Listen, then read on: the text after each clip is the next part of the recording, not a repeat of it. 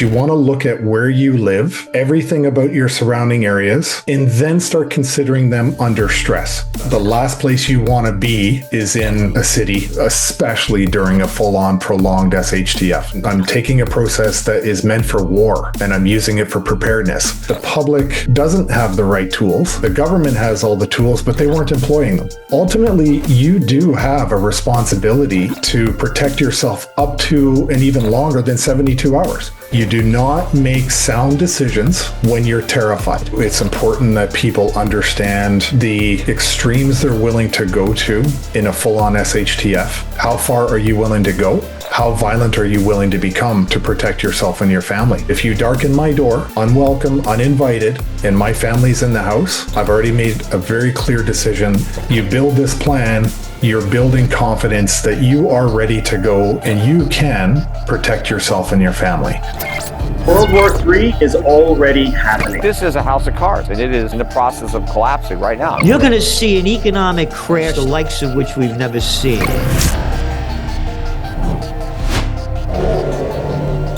Do you want the latest emergency alerts? Subscribe to the Prepper News, link in the description below. Hi folks, Canadian Prepper here. Today on the channel we have Tom Marazzo. He's a Canadian military veteran with 25 years in the Canadian Armed Forces, retiring as a captain and combat engineer officer.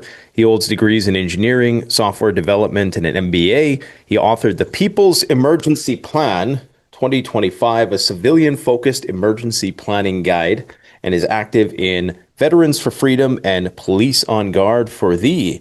So I wanted to bring you on today because your book is, a really good entry level, but not just entry level. There's lots of advanced stuff in here as well. Oftentimes as preppers, we spend 95% of the time preparing for the things that only have a 5% likelihood. And so your book really sort of breaks it down, and half of the book is exercises. So prepare to work. Right? There's a lot of appendices there, and you guys are going to be filling that out. And, it's really going to help you individualize your preparedness plan. So, Tom, in your opinion, I guess we'll just start out. What motivated you to write this book? Well, a lot of things motivated me, obviously more so in the last 5 years than any other time in my life. But where I took the information from is, in my opinion, information that everybody should have. And so it's important for people who buy the book or who are interested in it to understand that this entire process, it's called the operational planning process. I didn't invent the process, but for the purposes of what's going on across the world, I put it into a book and I civilianized it for families or for groups or, larger groups within a community to take this process and plan for, future emergencies, whether they're natural disasters, man-made, or civil unrest, whatever it is within your community that directly affects you. Now, this operational planning process is common across NATO. So if you're a member of NATO, you follow the operational planning process. Now, when I learned this process, I learned it in 2007 when I was still in the Canadian Army and I was going through staff college. So it's basically the Canadian War College in Kingston. And it's a 6-month long course. And there's a 3-month residency. For the vast majority of the 3 months, you're doing simulated planning battles. You're learning the operational planning process. And on the course that I was on, there was I'd say about 75 officers. We had officers from Serbia, Lithuania, Latvia, Czech. We had American staff. We had British staff. We also had South Korea. We had a South Korean officer on there. And the reason is because if you're part of NATO and you're doing combined operations, you want to be planning major military operations from a common denominator, which is the operational planning process. Mm-hmm. And, back in, I think around 2014, I could be wrong on this, the Israelis were tangling with one of their neighbors. They tried a different process called SOD, Systemic Operational Design. It failed miserably. And they've now since then gone back to the operational planning process. Now, what's also interesting is here in Canada, and I would imagine same with FEMA and other emergency management organizations, they also use the operational planning process. Why? Because there's going to be a point where they have to integrate into the planning process of the Canadian military or the American military or British military. A lot of law enforcement in Canada, the US, are also reserve soldiers. And the police forces usually benefit from a reserve soldier, especially an officer, getting trained in OPP or operational planning process because they bring it back to their police departments. And so this knowledge is right across emergency management organizations in Canada. It's across the government, it's across the military, and the Coast Guard, search and rescue. Everybody is using the same process. But here's the issue. Why didn't the public have that information? I'll be honest, I'm a little surprised by at this point that another veteran didn't take this process and put it into a book and give it to the public. But I was really motivated by the last 5 years. And I was also motivated by the fact that if you look in the United States, you have FEMA. FEMA has, for one reason or another, catastrophically failed its citizens. I would almost argue they've just done deliberate harm. And yet the public had no process to follow in order to properly prepare for any type of emergency that they met. And in the United States, we saw the catastrophic consequence of what happened. Especially in South Carolina, you see a group of veterans that actually mobilized and activated their communities and went to these emergencies and started making things happen, which was the job of FEMA, but they didn't do it. So I was motivated by the fact that the public doesn't have the right tools. The government has all the tools, but they weren't employing them. So in my view, it's not about my personal philosophy is do not rely.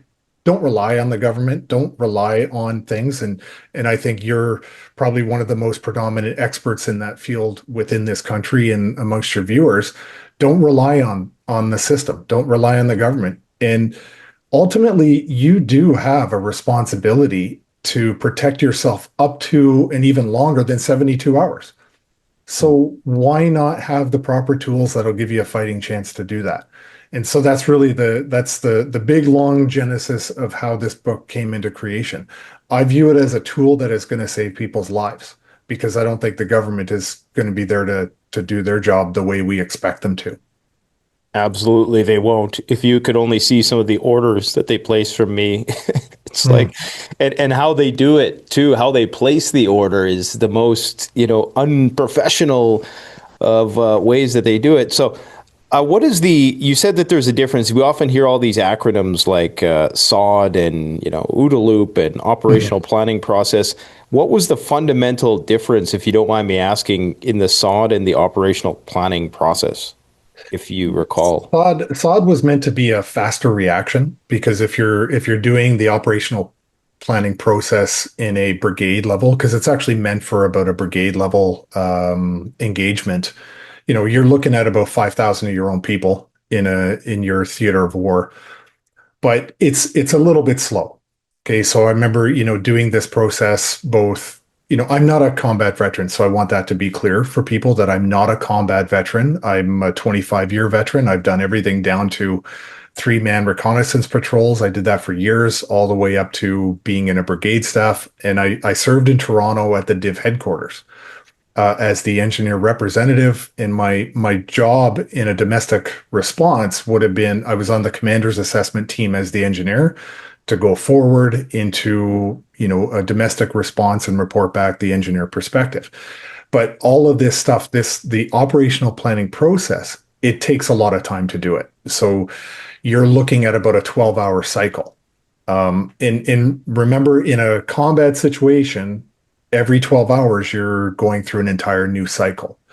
And so with SOD, what was happening is they were trying to shorten the amount of time that they were producing their plans. Now with an OODA loop or your enemy's decision action cycle. You're trying to actually get inside of your opponent's decision making cycle and get there ahead of him before he's had a chance to make decisions and give orders down to the field. And I think SOD was an attempt to do that, to try to shorten that amount of time it takes to produce orders and come up with a viable plan. And unfortunately, they couldn't do it. And so they ended up going back to the operational planning process to plan their operations. All right, guys. So as some of you know, Canadian Prepper is a fully independent channel. We don't have sponsors and we're beholden to nobody. You can help support us by supporting yourself by gearing up at CanadianPreparedness.com. I know that in an emergency, having the right gear can make all the difference. This is why I've tested and curated the best preparedness products on the market so that you can be confident and ready for whatever comes your way. Now, back to the video. Yeah, I mean, you make some really good points with respect to the bureaucratic negligence when it comes to educating the public. And I hope everybody at this point, I mean, but I know the majority of people are still asleep at the wheel on this, in that they really do think that there is a plan of action for them. And I'm here to tell people that that just doesn't exist. I mean, if that's not abundantly clear already, when disaster strikes, that's when they're going to typically react and then overreact, as you know. That's how it goes: underreacted or underprepare, then overreact, right? So that's why we got to make our own emergency plans. So I'm not sure if you want to, walk through a bit of the process of the operational planning process, what it is, right, and how we would apply it as preppers. Yeah, I think that very simply, there are a number of steps that you take, but you have to tackle a couple of things first. First and foremost, wherever you live, you have to assess your environment. And we do something called the IPE, Intelligence Preparation of the Environment. Now, that's what I call it in the book. In the military context, it was called IPB, Operational or Intelligence Preparation of the Battlefield or the battle space. Yeah. It's changed names again to IPBE, but for the purposes of this book, I just changed it simply Intelligence Preparation of the Environment.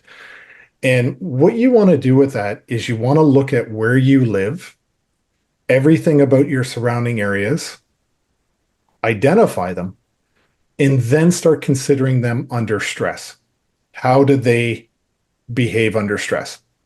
For example, in Saskatchewan, I think it's the Saskatchewan River, or let's say the Niagara River, if you live in the lower part of the Niagara region in St. Catharines. How does Lake Ontario react under stress? How do the highways? I mean, I live in the GTA and I'm just surrounded by the concrete jungle. How do these things operate under stress? Yeah. It doesn't matter what the emergency is. I don't care if at this point, I haven't identified whether I'm, making a plan for a tornado, a snowstorm, a flood. I don't care. I'm just looking at the intelligence preparation of my environment. Am I surrounded by forest? Am I surrounded by bodies of water? And once you look at that, you want to start to identify something called an NAI, a named area of interest. I want to identify a certain intersection. I want to identify a certain bridge. If you live in Niagara, you could live somewhere you could be cut off by the Welland Canal. So if you're in Niagara Falls and you're trying to travel towards the western side of Niagara, you've got the Welland Canal to contend with, right? So you want to look at these named areas of interest and then just kind of monitor those. Yeah, like you also want to imagining, a situation where there's gridlock, and, how would you get out of a situation? Because I think people will always immediately gravitate to what they know. What's the fastest way to get to such and such during normal times?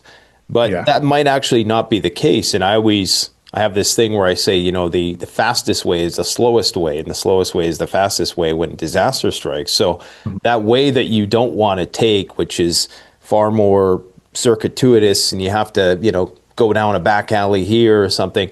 Like taking the longest way is probably the way that most people are not going to take, because they're going to all reflexively want to jump on the freeway. Yes. Yes, absolutely true. And so this kind of gets into my next part. And you kind of alluded to it earlier. You get to the next piece, it's called a threat matrix. And you want to look at all of the possible, and I list a whole bunch of them, and there could be more, but I list the whole threat matrix in the book. And I go through all the different types of scenarios you could have: an ice storm, a flood, civil unrest, and I broke them down by categories. But you want to assess those for three things. The first two things are pretty important, which is how likely, I think it's Appendix B, how likely is this to happen? And if so, how dangerous is this to me? So I'll give you a couple of scenarios. I live in the GTA. How likely am I going to experience a volcano? It's never going to happen. There are no volcanoes where I live. If it happened, magically, if it happened, it'd be pretty dangerous. But in terms of score, it's pretty low on my list of priorities. Okay. Where I live, possibly a snowstorm. How likely is a snowstorm? It's very likely. But how dangerous is it to me? It's not very dangerous, because the way we construct our buildings in this particular area. So I look at how likely and how dangerous. But where it really gets prioritized is if it scores high on likely and it scores high on dangerous, is there any chance that it could force me from my home within 72 hours? If it's highly likely, highly dangerous, and can force me to my home, that is going to be one of my top priority plans that I want to start to focus on. Yeah. And then that is where, once I go through the threat matrix, I want to identify all the top scoring threats to me. Turns out where I live in Brampton, oops, I shouldn't say that, but I live in Brampton. It's a big city, so you'll never narrow it down. But home invasion. I live in Saskatoon and people still can't find me. So I've been there. I was there last year. I love it there. And, home invasion scored highest on my threat matrix. What was that? Home invasion. Okay. Home invasion is actually the number one threat to me and my family on the threat matrix. Wow. And so when I'm looking at all of my potential threats to me and my family, I'm prioritizing the ones that I need to do an immediate plan for. And so now I understand my environment because I've done IPE. I've understood my threats. Okay. And now what I'm going to do is start going into my actual planning cycle. This is where I'm going to come up with, I'm going to focus on one threat, and I'm going to do something called a con plan, a contingency plan. And in my con plan, when I'm going through the planning stages of this, I'm going to come up with three identifiable courses of action. I call them it's a COA, course of action. And one is bug out, one is bug in, and one is prepare to leave, but don't leave yet. Basically monitor. Mm-hmm. And those are really, in preparedness, those are the three major courses of action that you've got. Yeah. Stay, go, or wait and see. Red, green, yellow, basically. Yeah, pretty much, exactly. So now I go through those, and I have to draw up basically all of the conditions for each one of those courses of action. Then I'm going to go through and I'm going to do another rating, and I have a whole an assessment criteria. Will this achieve my mission? Is this flexible? Is this sustainable? And so I go through and I look at all three COAs, and then I rate the COAs objectively. I create a score. The highest score is the COA that I select, and then I have a backup COA. What's the second highest? Because that also becomes the contingency plan to my contingency plan. Mm-hmm. From there, I take that plan, and now I want to war game it. And this is where you get to do this with a family member or a friend. And you break up your plan into phases. So if I have to leave, okay, phase one is prepare. Phase two is, the move to your safe location. And then the third phase is your sustainment in that location. So I break that up and I go through step by step. I pick one person in my group to be the bad guy or to be the opposition, to be the devil's advocate. Play the role. They're the red role, you're the blue. And so you're blue team and red team. And basically you're saying, okay, in this phase, the prepare, this is what I'm going to do. And then your red role player in the war game says, yeah, if you do that, this is how I'm going to throw a whole bunch of wrenches into your plan. And then I get to counter. My turn is it's turn, counter, counter turn. So I do my first move, you make your move, and then I come up with a way to counteract that if it happens. So this is how I create my war game, to find out all those nitty-gritty details that I wouldn't normally have gotten on the first go around. Once I've done that, I transfer that information to something called the decision support template. So this is just a one page. It's a summary of what the plan is with timelines. And it's really like a quarterback and talking to the offensive coach. They've got the list of plays on a sheet, and they know that when they're in certain areas of the field, they call certain plays certain areas of the field. And so this is all it is. Your decision support template is all of your decisions already made. Yeah. If this event happens, now I want to be very specific and talk about triggers in decision points. Okay, because this is very, very important. A trigger is an event that forces you to choose between multiple decisions. I'm walking down the street and there's a big car crash. Okay, that's the event. That's the trigger. I can either turn around and go home, or I can continue on my way and walk past the accident. It's an event that caused me to make a decision. And here's the thing. The very first chapter after the intro is about fear. Yeah. And the impact of fear on the human body and the human brain. You do not make sound decisions when you're terrified. And if people don't believe me, think back to any time they've tried to dial 911 in an emergency, and within the first 10 seconds of your heart rate going up over 115 to 145, you start to lose fine motor control. After 10 seconds, you're now starting to have a reduction in your gross motor control, your speech, auditory exclusion, tunnel vision, vasoconstriction. Your body is going through the physiological effects of fear. So how are you going to come up with a plan? The truth is, unless you're a tier 1 or tier 2 special operations guy, or a race car driver, a fighter pilot, or an airline pilot, you're not accustomed to living in that type of a fear environment. So you don't make good decisions when you're panicking. What you do is, the purpose of the contingency plan is to look for signals in the environment, look for triggers in the environment that force you to pull off that contingency plan off of your shelf and say, I've got a plan for that event. And so now what I'm doing, instead of being terrified and coming up with a plan, I'm terrified, but I'm activating my plan. A better analogy, best analogy I can come up with, boxers. Mike Tyson didn't just jump into the ring, never studying his opponent, and, said, oh, I'll figure it out when I'm in the ring. No, they study their opponent, they watch film, they have a plan, they get into the ring, and they fight that plan against the opponent. This is how you have to approach emergencies, and this is how we approach battles. The commander on a battlefield doesn't go, yeah, Tom, have your guys move up on the right, or, pull back on the left.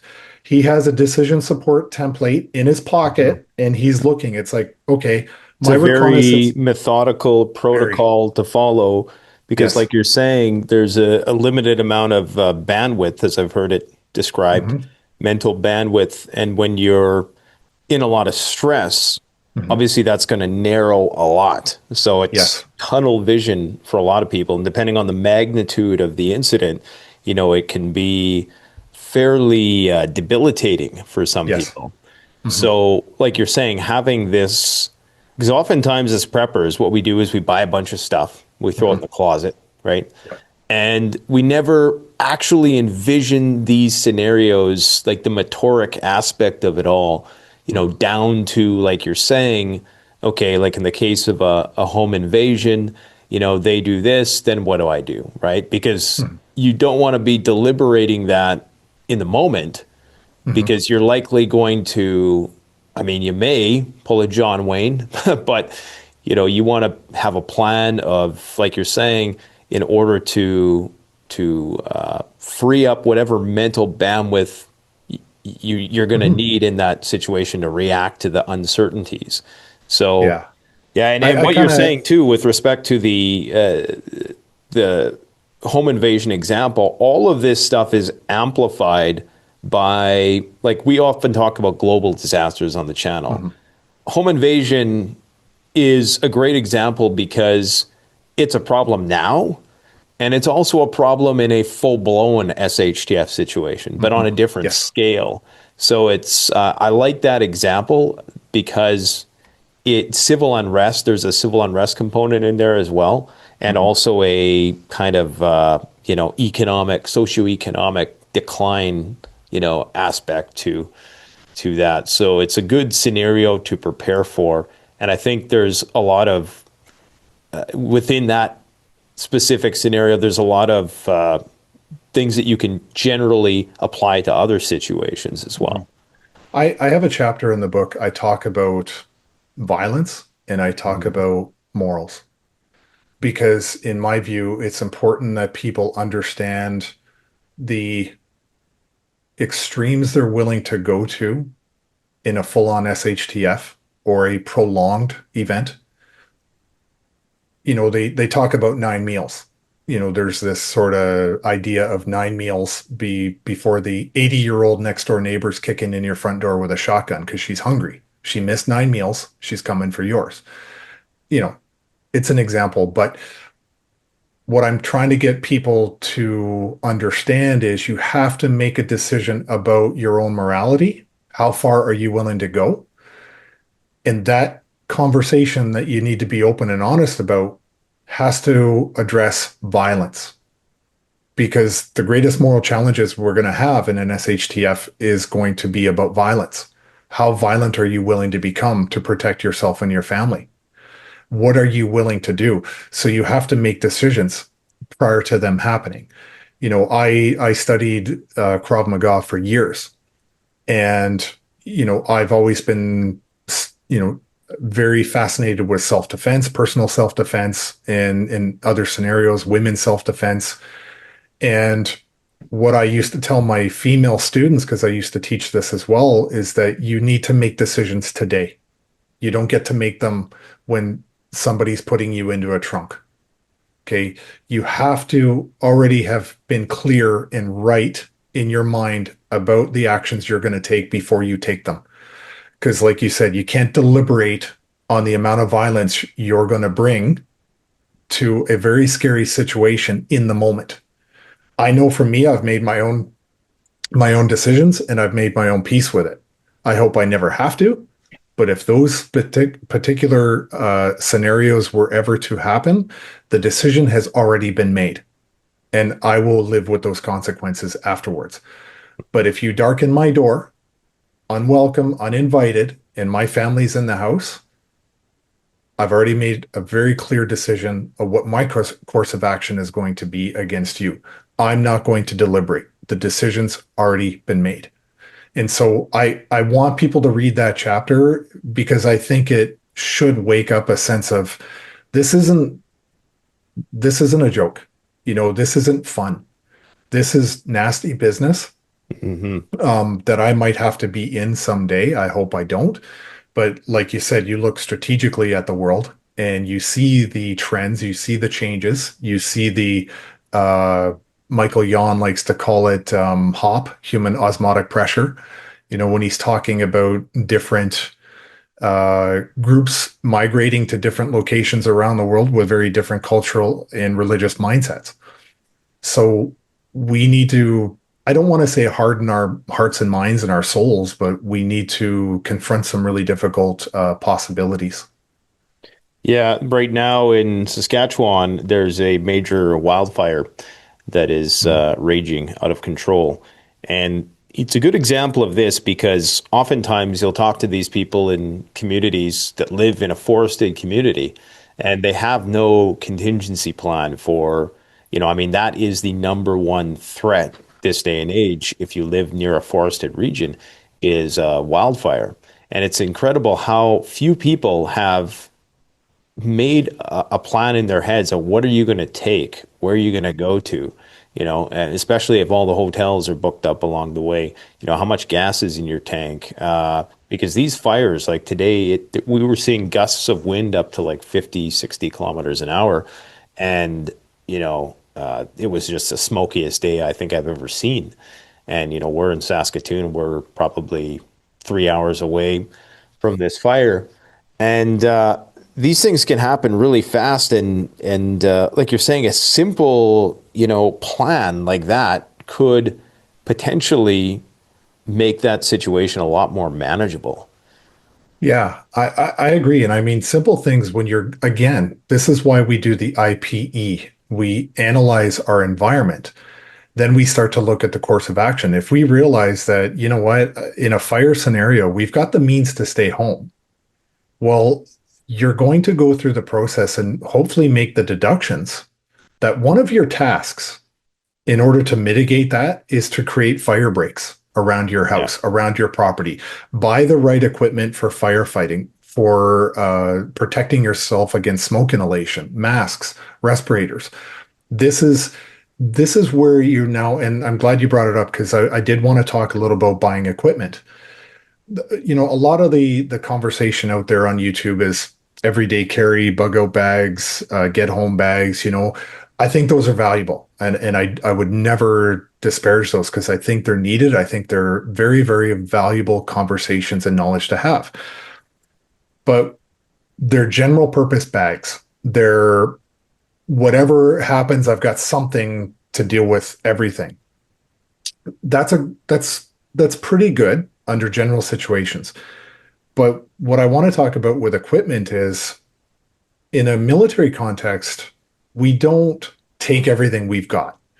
We know the mission we're going on. We know what the objective is. We task tailor the equipment we take on the mission. So what I've done in the book is once you go through your threat matrix and you're looking at all of your equipment, so there's a checklist in there to go through all of the resources, all the tools, all the equipment that you have at your home and identify which type of an emergency that would apply to.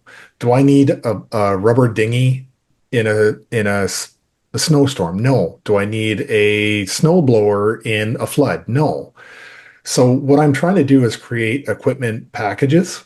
So I want to, if I've got a shed or a storage container or I've got something, I want to put my whole flood section together inside a locker or in an area. I want all my snowstorm stuff to be together. I think you would like the urban prepper. He's pretty meticulous like that.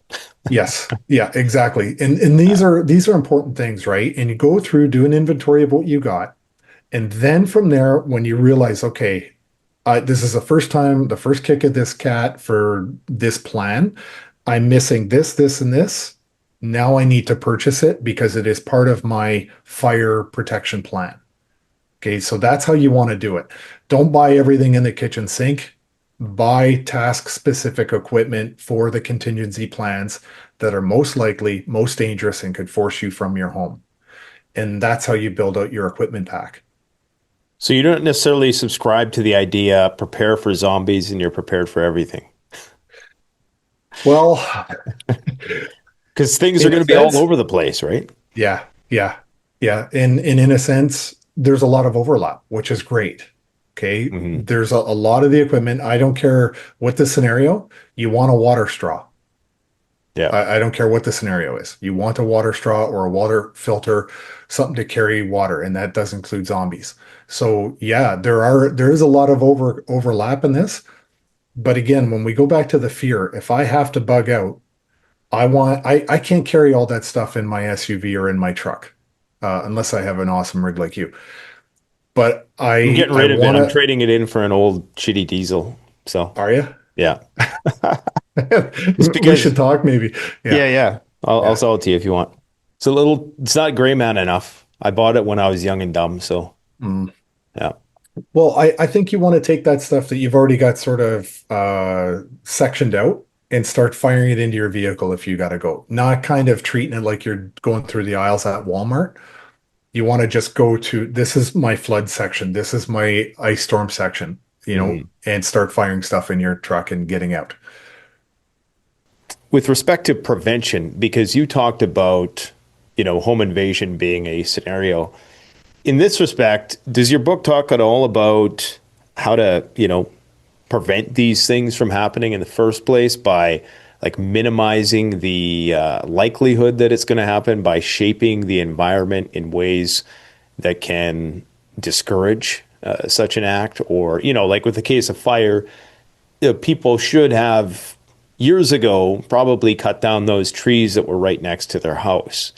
I see so many people living in the country or in a forested region, and it's like you got forests for hundreds of miles around. I'm pretty sure clearing out 50 feet from your house or whatever is not gonna be a big drain on your view or anything like that. So I know we talk a lot about home security here, so is there anything in your plan, and you don't have to get super specific obviously, that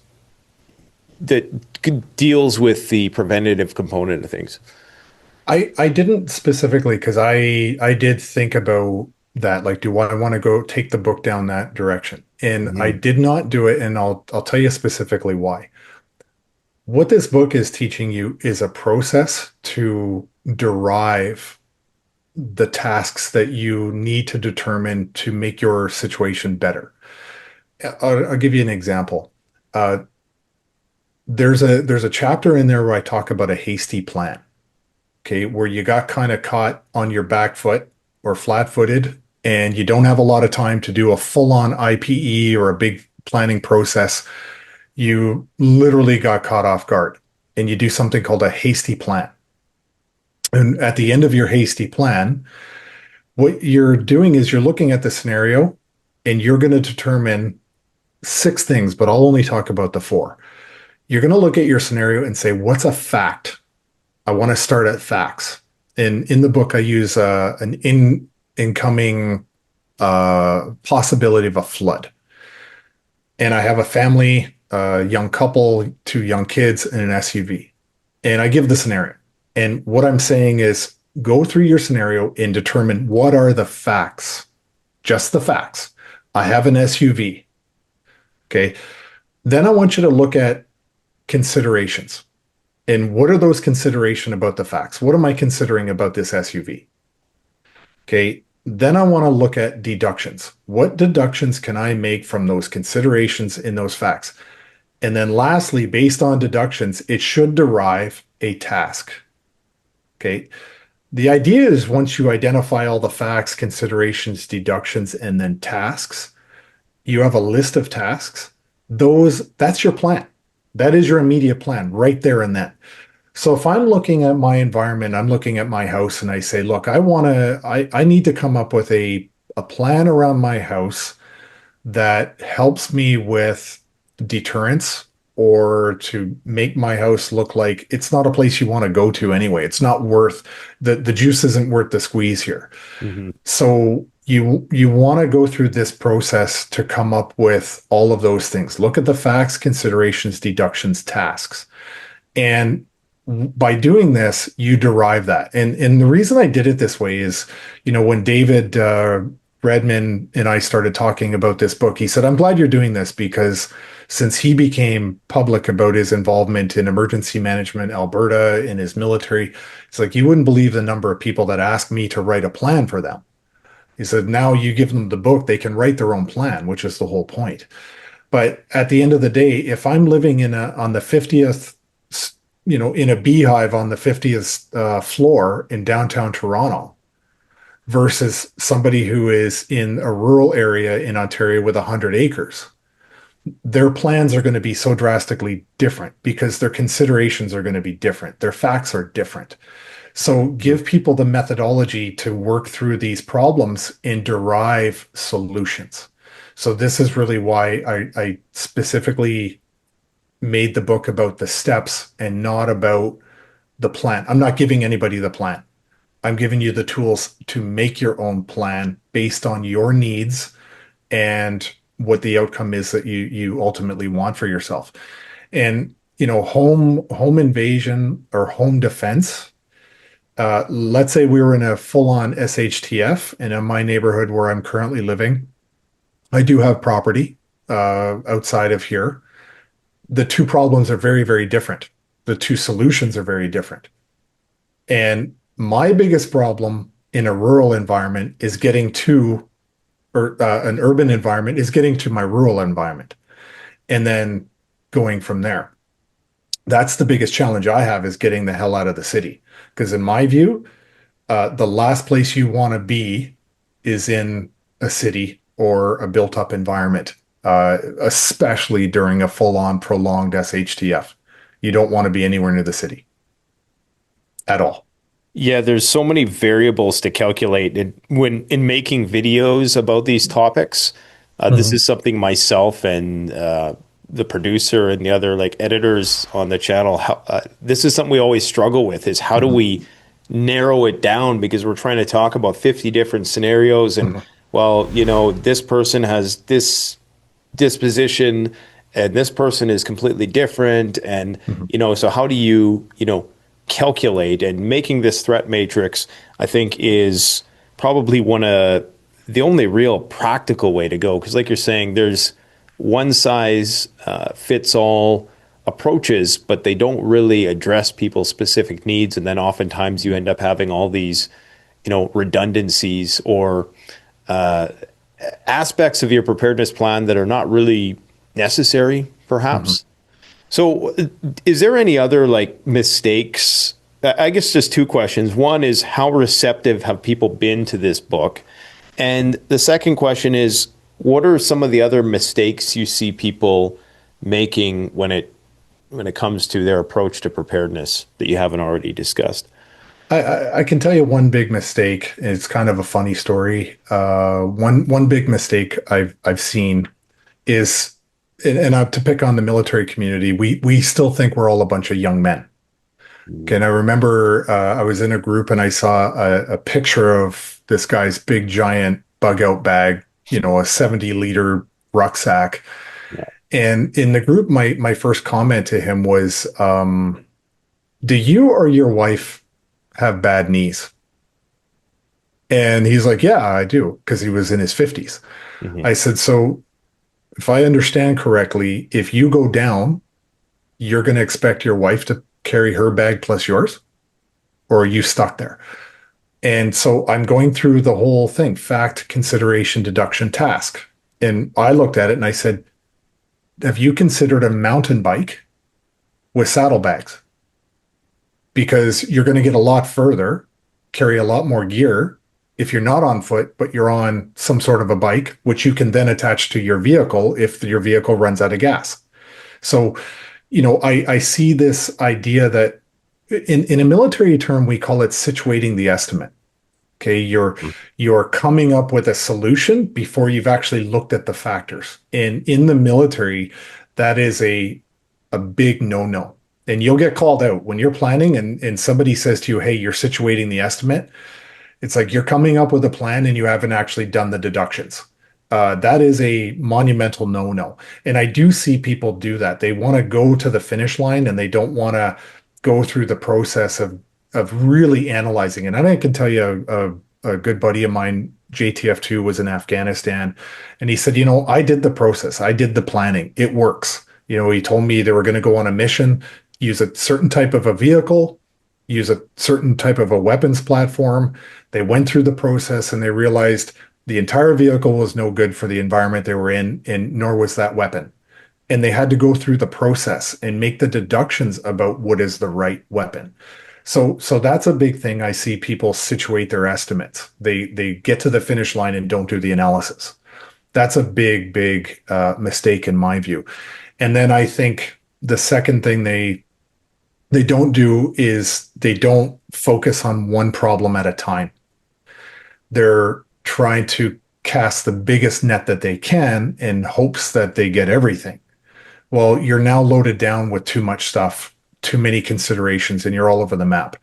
And so if you go through this deductive reasoning really to derive the right plan for you, you're much better off. Don't skip to the end. Now, I've seen you do it. There was a series of videos you put out about 7 or 8 years ago. You did a full-on analysis of, I think, Ontario, which was where I live and was living at the time. And what I really liked about the video is you were doing deductions. You were looking at the facts, the considerations, and you were making deductions. And that's an important thing because when I get to the deduction, I can derive a task that I need to perform to deal with that specific deduction. So it's about the analysis. Do the analysis, make the deductions, derive tasks. So that's a big, big mistake I think people make. Yeah, and like you said, the overestimation of our abilities is probably something else too. Because even myself, I do a lot of physical stuff, but there was a time when, yeah, I could have. I could think the other day we shot a video where I was testing out this exoskeleton, I saw and it. yeah, and back in the day, I would rock a 70-pound pack like through the West Coast Trail like it was nothing. And nowadays, even though I'm still, maybe it's muscle memory, just not using it enough. But yeah, I mean, you forget that, time takes its toll. So it's probably good to do a bit of a self-assessment in terms of your physical capabilities as well every once in a while, just like you have to get an eye test every once in a while to keep your license. You should probably do a fitness test just so you know where you stand. Should you have to carry somebody, or like what's a realistic expectation? Because while it's true that you can drop gear, and I do believe that I'm not one of these people that thinks, well, 20% of your body weight, because everybody's different. You see guys, in the Himalayas who rock, packs that are way heavier than them, and they're conditioned to do that. So it's not really one size fits all. And that's what I like about this approach is it's tailored to the individual. So you're not just trying to take some, general classification scheme and see where you fit into it. It's really, focused on your own personalized plan. And that's what's great about the book is that it allows you to, put these thoughts down on paper. And just in doing that itself is a huge step above, because you're talking about home invasion. Okay, as a prepper, I'm prioritizing prevention. But in terms of the actual war gaming, that's something that I really got to do more of. I've thought about it a little bit, but in terms of actually focusing down on the moment by moment as to how that might play out and the various contingency offshoots and triggers, that's definitely something that is worth its weight in gold in one of those situations where I don't have to make a decision, where the decision's already made, like you said. Yes. And that is fundamentally vital, really. If you look at, I'll use a very terrible example for all the Trekkies out there. You're out of phasers, you're out of shields, you're surrounded by enemy warships, and then all of a sudden, under that condition, you're supposed to come up with the Picard maneuver, and just save the day and everyone on board. That's not realistic at all. You always have to consider what your opposition is going to do. Okay. We also, this is what I was talking about. What's most likely and what is most dangerous? And in a military context, I took that. Remember, I civilianized a process. I'm taking a process that is meant for war and I'm using it for preparedness. And the Canadian government and all the provinces and territories do this as well. Like Emergency Management Ontario, Saskatchewan, Alberta, they all use the same process. They go through the same things. And in a military context, I'm saying, what is the most likely action of the enemy? And of the most likely actions, which ones are most dangerous to me? Well, guess what? That's my number one contingency plan that I want to prepare for. That's how we do it in a combat environment. You can do that if your focus, if your belief or your threat matrix identifies that civil unrest is a high probability for me. Now you want to say, okay, civil unrest, it's highly likely, it's highly dangerous. Will it force me from my home? Okay. If you have nowhere to go, that changes the entire dynamic. Now I'm hardening where I live. That means I don't subscribe to the lone wolf scenario. I think the lone wolf is a suicide mission. I think that lone wolves, there's a reason wolves travel in packs. It's because there's strength in numbers. And if you look at what happened in Sarajevo, the people that survived in Sarajevo basically created packs. Okay. This is the only way in my view, because if you are going to try and run as a lone wolf, you're not going to get very far, because at some point you have to sleep. Okay. You have to hunt. You have to do a lot of, it depends on where you go, but it's pretty rare that the lone wolf scenario is a good option. But I would say if I'm in a scenario where it's SHTF and I have to fortify my position, now I'm dragging my neighbors into the fight with me. I'm building a network around me, and it's now a neighborhood fight. It's not just Tom's house. It's the neighborhood's fight. So do you have a strategy for that in the book as well? I actually, there is, because there's, it's an awkward conversation. And I've always been reluctant about bringing up preparedness to my neighbors for a variety of reasons. Some ado with the stigma, some ado with, can I trust these people? Yeah. So it's kind of a gamble, but is there like a procedure that you can perhaps have together, you know, if you did not take the proactive steps to build those alliances in advance? Is there any advice on how to quickly kind of muster forces? Yeah, and this is a great question, because when I published the book, we in this neighborhood, everybody all around my house actually have cameras, and there is a chat group. We're all in a chat group. It started with, let's just keep an eye on each other's property. And, 2 months ago, a truck got stolen out of my driveway. And the irony was the entire neighborhood around my house all had cameras and they all saw it, but the truck was gone in under 2 minutes at 4 a.m. in the morning. But we were all talking about it, and we all shared video footage of the truck being stolen out of the driveway. But that's the gentle introduction. That's the, hey, we're in a group. We're already in a chat group. Maybe we should have a barbecue and maybe talk about, theft in the area and how to do a better job. Start small, grow it. I hate to use this term because it's kind of disgusting, but you want to groom your neighbors to a certain point where when it starts to get scary, when you start to see the indicators in the news, in the media, in the environment that, hey, something big is coming, they're going to know it. You're going to know it. If they already trust you as a leader and somebody who has a process, chances are you're probably not going to have to go knock on the door. They're going to be calling you saying, hey, what do we do?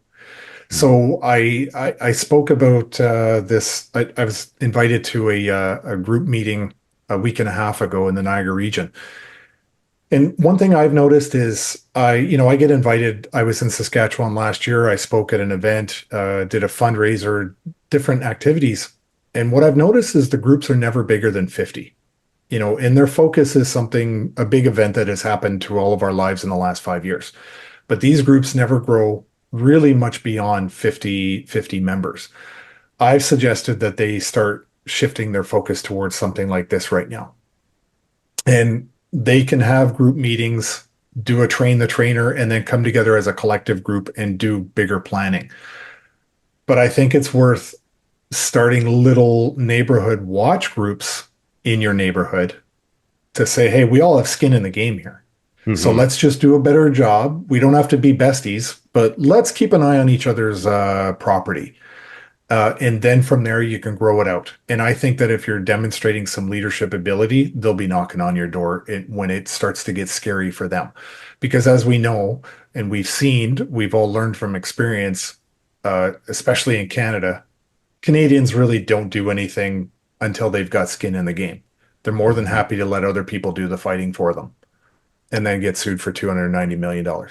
That's a separate issue. Yeah, it's funny because I remember there used to be a thing called Neighborhood Watch, and I don't even know if it's still a thing anymore or if people's eyes just sort of glaze over it. But yeah, I mean, there used to be a time when it seemed as though people felt a responsibility in that respect. And I think that is a good icebreaker for people. It's not taboo to sort of commiserate about the crime in the area and how we can, support one another in that respect. And from that, it could be a springboard into that other conversation should something more chaotic arise. So I think that's a good way of approaching it, just strictly from a security, I'll watch your back, you watch mine. Yeah. You get a good sense of your neighbors as well. You spend an hour or two, doing a barbecue, you'll get a good sense of what's important to people. And I give you a great example. The moment the US president comes up in conversation, you're going to find out immediately what company you're in. Yeah. You will. And so you'll get a true understanding. You don't have to talk politics. Just throw it out there, something divisive, and see where your neighbors land and write down their address. Yeah, and I'm always, or you could have looked around and seen who had signs in their lawn in the last election. I'm interested in whether or not a lot of those sentiments will endure in a real SHTF, or if it's just a luxury that we're able to, it is be so tribalistic in a superficial sense of politics, Yes. Whereas I think as a community, your needs and interests would probably override all of that shortly. I agree. You wouldn't be concerned about, well, is this guy left wing or right wing or, I mean, these things would probably have little meaning, in a grid down situation. Have you noticed? I think that's true. Yeah. Have people been receptive to this? Because this is work, right? Like this requires people to actually get out a pen and do some thinking. And nowadays, TikTok generation, it's difficult because unless there's like illustrations and unless it's in bite-sized amounts and it's a dip in sort of read, it's very, and this actually is dip in to a certain extent, but have people, like, what's the feedback been on the book? Yeah, well, it's a great question because in my experience, I've written 3 books now. This is my 3rd book. And what I've noticed is in exactly that, we're in a TikTok world right now. And people don't like to buy books anymore. And that's fine with me. This is a workbook. You got to put in the work. You got to put in the time. And my hope is that people will get the book, they'll photocopy the pages in the back, and then they'll do the work. That's what my hope is. The tool is there. You just got to put in the time, put in the work, and feel better about it. And I guess I would say, do you decide to get into the octagon without actually putting into the work? I hope not, but some people out there will. And I don't want them to think, okay, I'll buy the book, put it on the shelf, and in an emergency, I'll crack it open. Yeah, it's not that kind of book. It's not that kind of book. You got to do the homework before the exam. And the exam is the SH, or not the SHTF, but it's the event that you're planning for. So that is my concern. And so, one of my degrees is in software development, and I am actively now building a software application to help guide people through this process. Oh, cool. But the idea is it's a companion book. You should read the book and understand what it is you're trying to achieve. The software platform is just a tool to guide you through the process. Come up with a printed copy of your plan, put it in a binder, stick it up on the shelf, review it every 6 months to 12 months, and make sure it's still valid. Okay, and that's the idea. So I am actively building the website for it right now. It's going to take me some time. It's not going to be an easy thing for me to do. I do work full time and I write a lot. So, it'll be months before this tool is out and available to the public. And the other thing is, the people, a lot of people that have looked at the book, they're excited about it, but so far I've only got two ratings on Amazon. And luckily, one of them is from somebody who read it, who has a lot of experience in emergency management. So I'm still waiting to find out what the feedback is going to be. I only published it on the 7th of May. I put it out to the public, but I've been working on this for years. Yeah. Through my career, and then doing training sessions with other people. And then finally I said, okay, let's put this into a book and get it into people's hands. And my goal is to defeat the SAS Survival Handbook as the godfather of preparedness books. Not technically that, but in my view, this book is going to save people's lives. But this is just an exceptionally pragmatic approach, and where I think this may actually have its day is probably with like companies, even like businesses. Yeah, I mean, the value of preparation is just, it's something that is hard to quantify for people until you've perhaps run like you're saying, until you've run the exercise and then you realize what your weaknesses were, you don't understand the value in it oftentimes. This process, like you mentioned, I've got an MBA.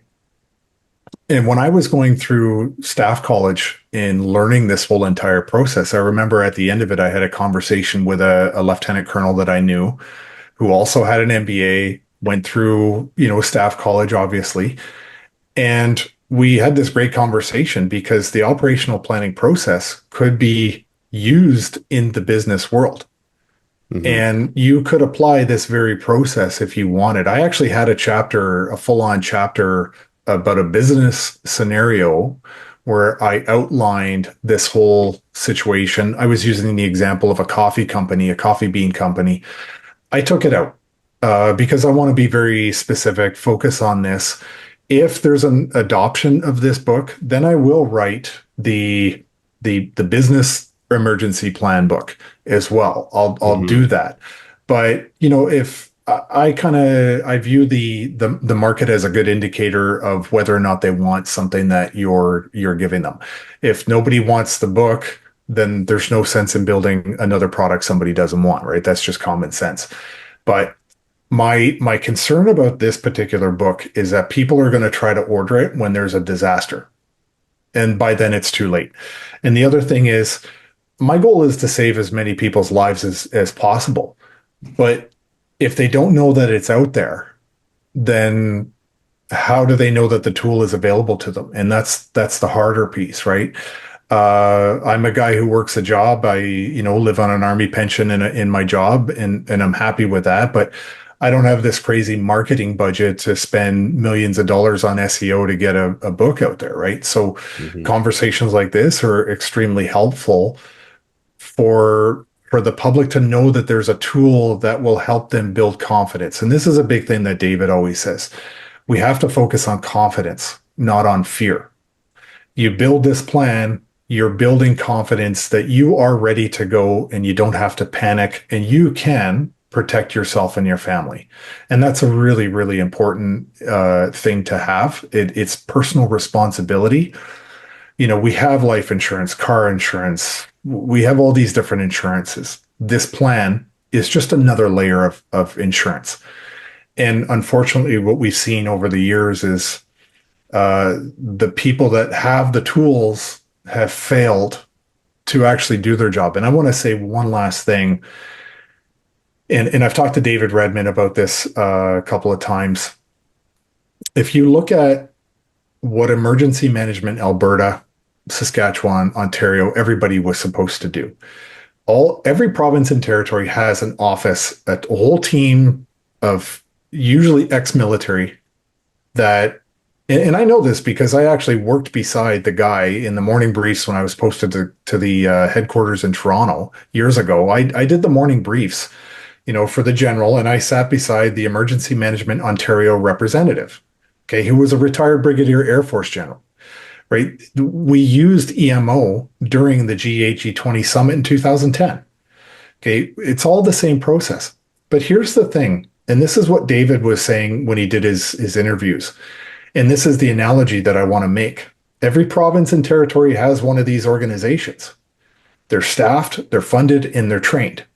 And the intent of them is for the premier of the province to activate their emergency management office. And if you look at society as a wheel in a bunch of spokes, each spoke is banking, education, religion, the economy, police, military, different industries. Those are all spokes. Medical is a spoke. And in the middle of that wheel, the hub, is emergency management. What we saw in the early days of 2020 is they pulled the hub out and they grabbed the medical spoke and they put that in the middle. And we are now living the consequences, and we will be, our youth, our young children will be living the consequences of that for years to come. And that spoke only knew about what that spoke knew. And it didn't understand the effect or the impact on everything else. And what is interesting to me is that every single province and territory did the exact same thing, even though we had contingency plans across every province and territory for a pandemic or an endemic. And that organization was benched. Those con plans were ignored. And what we did is we took the spoke of every province and we said, you're now in charge of whole of society's response. That is fundamentally ridiculous. Yeah. So because of that, this is one of the big motivators why I said, okay, if you're going to pull crap like that, then I'm going to give the public the ability to become their own hub in their own wheel. And that's really why this is important. I'm going to give you the process they were supposed to follow, but didn't. So here you go. I hope you take it. I hope you buy the book and go through the plans. When I have the website up, I'll be happy to help answer questions. But again, it's about enabling and empowering people to do recovery and self-rescue. Yeah, I mean, that's a great analogy for what happened. And I don't think I've ever heard it explained in that way before. You have to wonder, was that groupthink? And would those pressures come into play again, whatever emergency arises? I mean, next time, is it going to be a military dictatorship when World War III breaks out, or, whatever the disaster is, that, branch of society going to be the one that governs the whole process just because everybody is afraid to kind of speak out about it? Very interesting stuff. I like what you said about confidence and fear, and it got me thinking about, when you're first getting into this, it's important to be a little bit fearful, because if you're not fearful at all, you'll just run out into traffic and get smoked by a car, right? So there has to be a little bit of fear that's an impetus to get into prepping at all. It's just like, I'm worried my house is going to burn down. I probably should go get some fire insurance. It's only prudent to kind of to be a little bit fearful and not just, think that the universe owes you something. But what you say about developing confidence, because I think if that fear remains throughout the entirety of the process, then you risk that old saying, haste makes waste. Mm-hmm. And you're just out there trying to, we live in a consumer-driven society. So there's a problem, what can I buy to fix it? As opposed to developing the confidence to know, and maybe the information as well, the intelligence, to be able to say, well, maybe I don't necessarily need that particular thing. I'm a proponent of good, high quality gear, obviously, which is why I have a store. But I also know that it can kind of get out of hand, and people can use it as a crutch. And what you're saying, I think if people actually were to devise a plan, they would really be able to dial in what they actually needed, and they wouldn't feel that fear that motivates them to want to go out and buy stuff. It just wouldn't be there. I guess there's a fine line between, you want there to be, because that's lost on a lot of people nowadays in society. People are not fearful enough, I would say, because unless that's there, people just don't want to, take an interest in prepping until it's too late. Do you have any thoughts on what makes preppers tick, or what makes people like us, why are we the way we are, in your opinion? That is such a great question. I think the common denominator, I would say one of the areas I would think is just a mistrust of government competence. I don't want to say government. I want to say government competence. And, a general mistrust that other people are going to take care of us. We are independent people, and we believe that we have the skills, the know-how, the drive and motivation to take care of ourselves, to take matters into our own hands, and not to be subjugated by some government entity. We are the type of people that would have thrived 150 years ago if we would have had to, grow our own food, hunt, fish, build our own homes. We're fiercely independent people. And what we don't like is being dependent. That's just, I think, against our nature overall, is being reliant on anyone else. I mean, you've talked to Sean James, my self-reliance. This is, in my view, he's living the best life that I could have ever had. If I had the opportunity like he had right now to live like that, it'd be amazing. There's very little that somebody like Sean James could do right now that would be prepper that he hasn't already done. But he's not putting himself out there as like this hardcore guy. He's trying to prep. What he's doing is he's saying, this is the lifestyle that I want for myself. So I kind of look at this in a sense of you can live by fear, you can be motivated by fear, or you could be motivated by a quality of life that you want to live, knowing that you're not vulnerable when, everything goes to ashes around you. Just about, you're still okay because you have the skills to do, like, you're living this life. My view, and the reason I bring up Sean James is, look at the quality of life he has. He doesn't have a boss. He's providing all of his sustenance. He's he's up at 4:30 in the morning all the time, and he's doing stuff around the property. And I think he's living a much more enlightened, let's say, satisfying, gratifying life than city slickers or Fortune 500 people. I saw an interview recently. Who's the Larry Fink, the chairman of BlackRock. Right. And the interview basically said that guy is the most miserable, angry person that they've ever met in their life. Completely unhappy. One of the richest men on the planet. Miserable. Look at a guy like, Sean James. Seems pretty happy living his best life. So is prepping about worry, or is prepping about saying, at the end of the day, I hold myself accountable and I am completely independent and I provide for myself and I feel good about doing that. And I've taken care of all the worry. It's like, do you worry when you got a giant mortgage, or do you worry less when your mortgage is paid off? Until, of course, the tax bill shows up. That's a different story. But, always being vulnerable. If I lose this, I lose that. This is a philosophy that I think is a better quality of life than, what, I'm going to go get a job for $125,000 in Toronto.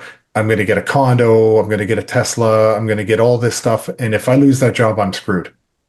You know, the classic rich dad, poor dad. Yeah.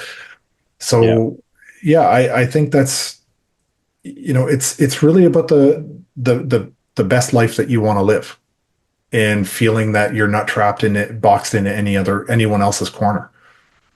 Well, there definitely seems like there is, you know, maybe it's just incidental, but it almost seems like they're not actively encouraging this sort of thing for, you know, reasons we could probably muse about for hours. Mhm. I don't think it's anybody who's, you know, necessarily being nefarious about it. I just think it's as a, you know, everybody's kind of in the same group thinking mode, and they Mhm. want to, you know, just have people be very drone like and able to be controlled. And so if you can kind of deprive people of that yearning to be free, then you can control them a lot more easier. But of course, Mhm. when disaster strikes, if everybody's used to being controlled and having no responsibilities, then that burden's going to fall on the government, who will be ill prepared. I mean, Mhm. I get these phone calls from like government agencies, and you know they want to pay for things. The person making the payment wants to get credit card points, and it's like, don't you work for the government? Like, shouldn't there be some sort of, like, you know, official process with this sort of thing? But you know, this is, you know, people think that there's this mysterious underground factory that is churning out, you know, millions of rations, and you know, Mhm. it could be just turned on by the flick of a switch. But you know, such things do not exist, and the supply Mhm. chain is really in the hands of those same people who are scrambling to, you know, order masks from China when the shit hit the fan there in Mhm. 2020, and then decided that they knew everything about everything. And you know, Mhm. so I sort of went on a little bit of a rant there. Sorry about that. That's okay. I do it all the I thought it time. was a daily update. Mhm. So, do you have any, you know, just I guess final advice for people who are trying to get into this stuff? Yeah, start small. And pick the, like I said, go to your threat matrix. What is the most likely and what is the most dangerous? And of those two things, if they're really high, can this force me out of my home? Start there. Start small. And don't look at it like I need to throw money at the problem. If you want to if you want to learn about bug out bags, I mean, you could do a Google search or a YouTube search, and you'd probably get 1,000 videos on bug out bags and everyday carry. You can get all the tactical stuff that is out there if you want, Hmm. but figure it out. What is the purpose of this plan? What am I most vulnerable to? And then start there. I think that's it. And also, you know, what is it that you want from your life? You know, this is a thing that because I'm in, you know, I'm on Twitter and some other social media and stuff, and I see over the last 5 years, especially since my time in Ottawa, there's groups that are addicted to the fight, and I don't think they know what they're fighting for anymore. And every once in a while, I throw it on social media, remind them, like, what are you doing this for? Who are you doing this for?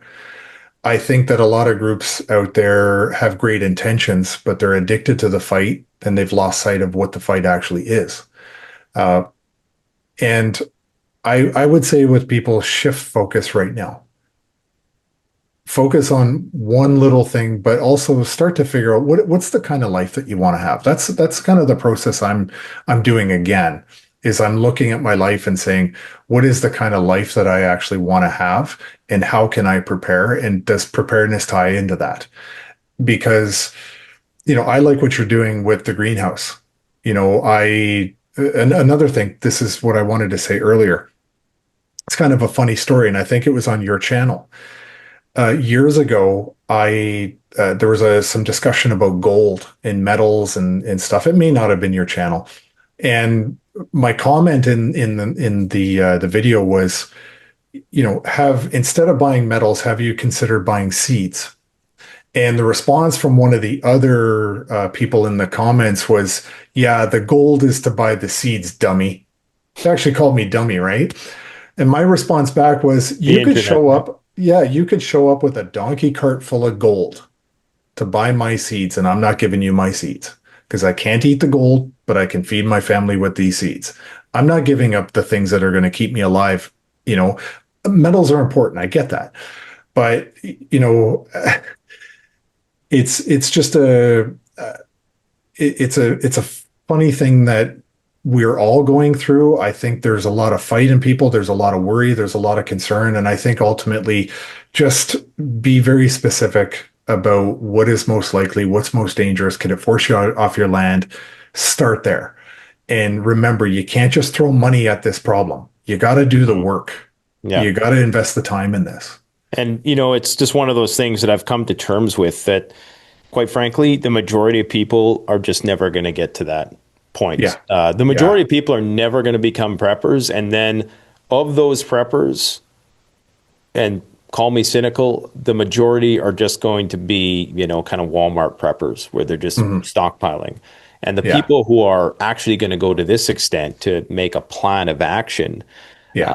I mean, it depends on if there's a sea change in how the public views preparedness, which will largely be, you know, dictated by the CBC and CTV. Like if CBC came out tomorrow and said, everybody needs to get their, you know, people's emergency plan, then, you know, you'll be seeing people trip over each other to make their plans, right? Like the stores will be cleared out because so many people are still only receptive to that wavelength of things. But yeah, when they do that, I say when prepping becomes popular, it's probably close to too late. Yeah. And, you know, another thing is, you know, I said earlier, don't throw money at the problem. One of the things that kind of goes overlooked, I think, is a lot of people want to go out and buy the gear. And I've said to people a lot of time, go buy the skills, go invest in the skills. You know, in the last 5 years, I've done timber framing. I got certified as an aquaponics system designer. I've learned about microgreens. I'm learning about skills, and I'm actually, my network is people that have skills over, and I'm not talking about somebody who teaches, you know, gender studies at a university. I'm talking about, you know, doctors, dentists, nurse, electricians, internet network people. People have skills. A way to prepare is, in my view, one of the best ways is to develop your skills, get more skills. It doesn't have to be, you don't have to go down to some Blackwater range in the US and get all your trigger time skills. That's not what I'm talking about. Skills that are going to help you thrive in an SHTF. I mean, if you can cut down a tree and, you know, convert that tree into shelter, that is going to sustain you for years, that's a skill worth having, as opposed to just throwing money at all this gear that I might not even need, right? I think invest in skills, and that's what I've been personally doing. In terms of gear, though, the things I do, sometimes I'll go to like Home Depot for one thing, and I'll see a sale on little things like nails, screws. And I stockpile those things because if I do have to go to my land and build, you know, some big thing, I got to have a way to fasten it. And so it's those little tiny things. I used to upgrade or increase my my grocery shopping by 10%. Every time I went, I buy an extra 10% for storage. It's stuff like that. You've got the freeze dryer. You know, I think that's probably an exceptionally wise thing to purchase. But for people that don't have a lot of money, I would say form your neighborhood group and go in on all the cost, and then do that together. If you want to start small, have the barbecue, say, hey, everybody, I want to buy this, you know, multi-$1,000 freeze dryer. Who wants to pitch in? And we can all, you know, do big parties where we're freeze drying. That's skills. It's skills and equipment. Yeah. Yeah, no, it's great advice. And it's one of those things where, for myself personally, the channel has actually been somewhat of a hindrance in that respect, were it not for a lot of the experts that I've brought on, where I've been able to get that firsthand training. You know, it's something which is time consuming, and people view it that way. But once you kind of grasp something or get a handle or something to sink your teeth into with any domain of study, oftentimes it can be pretty self-guiding and motivating. So, and there's all kinds of tools online now for people to do this kind of stuff. So people can get the book on Amazon. Yes. Yeah. And I know people have a heartache with Amazon. Some people have told me, but honestly, I don't carry the inventory, and it's the cheapest possible way to get it into the hands of people and the fastest. And I think a lot of those people probably secretly shop on there anyways. I mean, I have a store and I shop on Amazon, not because I necessarily like it. It's just, it is what it is, right? You can't fight the future. There's people who are on horseback, shaking their fists at trains and cars for many decades. It's the way the world is going, unfortunately. Well, I want to thank you for coming out today, and that was great. And, we may have to bring you back on and do a bit of a deeper dive into various scenarios of a global scope, and maybe we'll do that on the other channel. Yeah, sure. I'd love to come back. That's a bit of a no holds barred channel over there that we're starting with the Prepper News. So, but thanks a lot for coming out, and definitely, guys, go and pick up a copy of this book, and don't just put it on the shelf. Actually, thumb through it and just put it aside and do a page every now and again, and run some drills, run some exercises, and maybe we'll use it as the basis of doing a few training videos on the channel. I think that would be a good idea. Yeah, I'd love to come back and participate in any training you want to do for people on the channel. Awesome. Good stuff, man. Well, you take care out there in Ontario. I hope you got your bug out plan ready to go, because you never know. It's good to go. Yeah. All right. Take it easy. Thanks. Don't forget, daily updates are waiting on the Prepper News channel. Link below. The best way to support this channel is to support yourself by gearing up at CanadianPreparedness.com, where you'll find high-quality survival gear at the best prices, no junk, and no gimmicks. Use discount code PREPPINGGEAR for 10% off. Don't forget, the strong survive, but the prepared thrive. Stay safe.